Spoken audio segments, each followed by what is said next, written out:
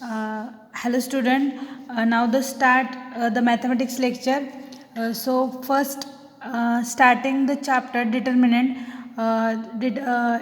In this video I am explain what is the determinant and what is the type of determinant and is a related example.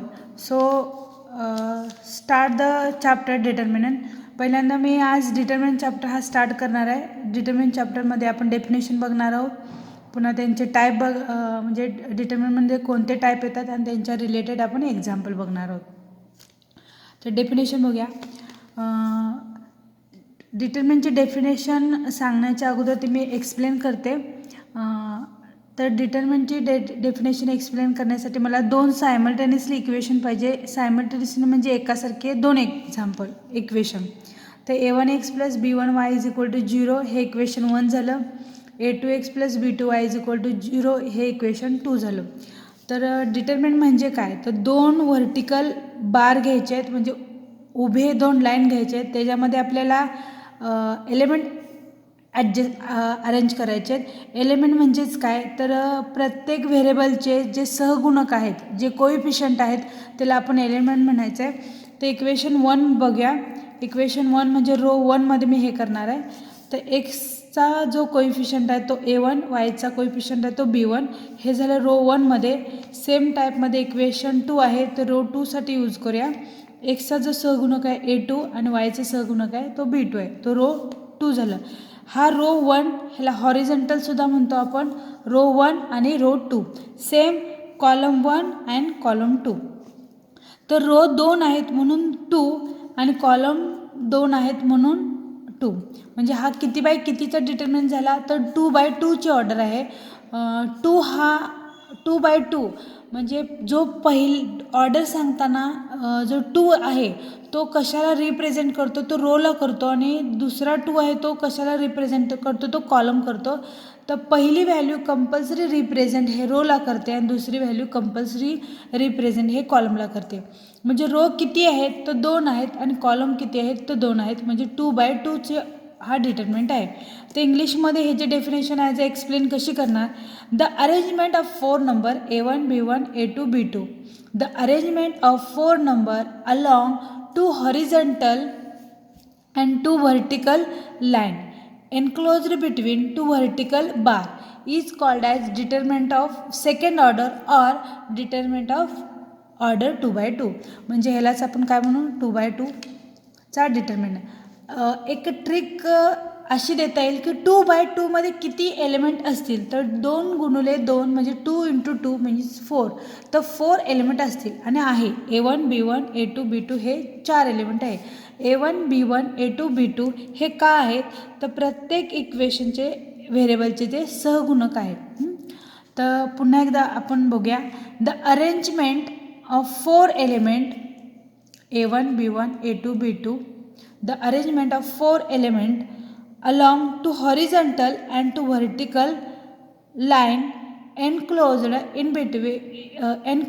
between 2 vertical bar is called as determinant of second order.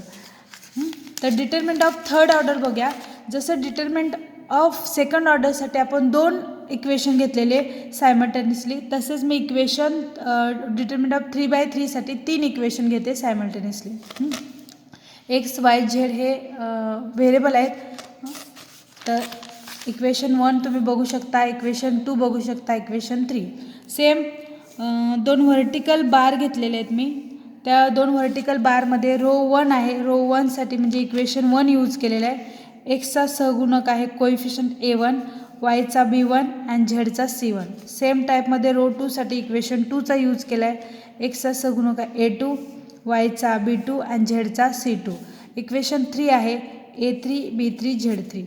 हे किती element आहेत, तर मगाशी मी जसं सांगितलं की 2/2 म्हणजे 4 होईल, तसं 3/3 म्हणजे किती होईल 9. तर हे 100% 9 एलिमेंट असणार आहे आणि असायला पाहिजे. तर 3 रो आहेत, 3 कॉलम आहे, म्हणून 3/3.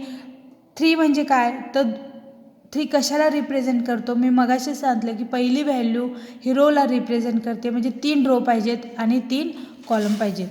तर डेफिनेशन कशी सांगायला पाहिजे आपण, the arrangement of 9 number along 3 horizontal line and 3 vertical line enclosed between 2 vertical bar is called as determinant of third order.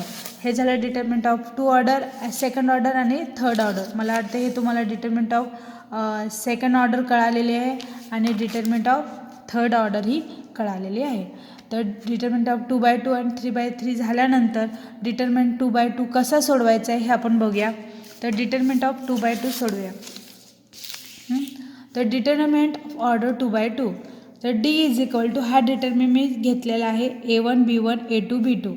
A1नी compulsory cross multiplication B2ला करायचं आहे, मध्ये कंपल्सरी सिम्बॉल मायनस येतं. B1ने पुन्हा A2ला मल्टिप्लाय करायचं आहे, म्हणजे A1 into B2 minus B1 into A2. कोणताही डिटर्मिनंट आला तर सेम टाईपमध्ये तुम्ही सिम्प्लिफाय करायचं आहे. तर एक्झाम्पल बघूया. एक्झाम्पल नंबर 1, हा डिटर्मिनंट दिलेला आहे. डिटर्मिनंटला कोणत्या तर नावाने इनिशियलाइज करायला लागतं. मी डिटर्मिनंटला डी म्हणते कारण डिटर्मिनंटमधला डी आहे. डीने बऱ्यापैकी डिटर्मिनंटला इनिशियलाइज करायचं असतं आणि आपण डीने केलेलं आहे. तर डी इज इक्वल टू, दिलेला डिटर्मिनंट मी लिहिलेलं आहे, 2 रो आहेत 2 कॉलम आहे, म्हणून हा किती बाय कितीचा डिटर्मिनंट होतो, तो 2/2चा होतो. तर 1ने मल्टिप्लाय बाय कशाला केले, -1ला, मध्ये सिम्बॉल मायनस 0 इंटू 2. हां, तर 1 इंटू -1 म्हणजे -1 म्हणून मध्ये सिम्बॉल मायनस आहे असं आहे. हां, 0 इंटू 2 कोणत्याही व्हॅल्यूने 0ला मल्टिप्लाय केलं किंवा 0ने कोणत्याही व्हॅल्यूला मल्टिप्लाय केलं किंवा कोणत्याही व्हॅल्यूला 0ने मल्टिप्लाय केलं तर व्हॅल्यू काय येते, 0च येते. तर 0 -1. तर डी इज इक्वल टू -1, म्हणजे या डिटर्मिनंटचा आन्सर काय आले, -1. सेम टाईपमध्ये आणखीन एक एक्झाम्पल बघूया. इव्हॅल्युएट डिटर्मिनंट हा दिलेला आहे, गिवन.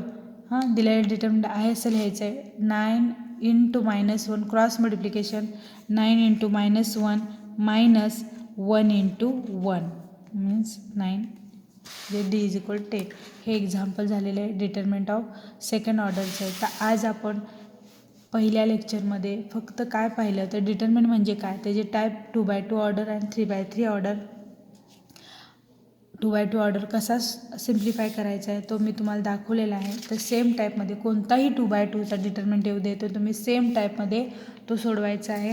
हां, तर मी तुम्हाला होमवर्कसाठी घरी एक्झाम्पल लिहून देते, ते तुम्ही लिहून घ्यायचे आहेत आणि एक्झाम्पल ते सोडवून आणून मला दाखवायचे. तर एक्झाम्पल लिहून घ्यायचे सगळ्यांनी. क्वेश्चन नंबर 1 हे होमवर्क आहे. होमवर्क मला हा व्हॉट्सअपला तुम्ही लगेच मेल सेंड करायचं आहे. तर 9 -1 0 2. Question number 2, evaluate 4 11 2 -1. Question number 3, 11 -12 -1 आणि -1. हे फक्त 3 एक्झाम्पल मला तुम्ही 2/2चे सोडवून व्हॉट्सअपवर सेंड करा. आज आपण इथंच थांबणार आहे. दुसऱ्या लेक्चरमध्ये मी तुम्हाला 3/3 कसा सोडवायचा हे दाखवणार आहे.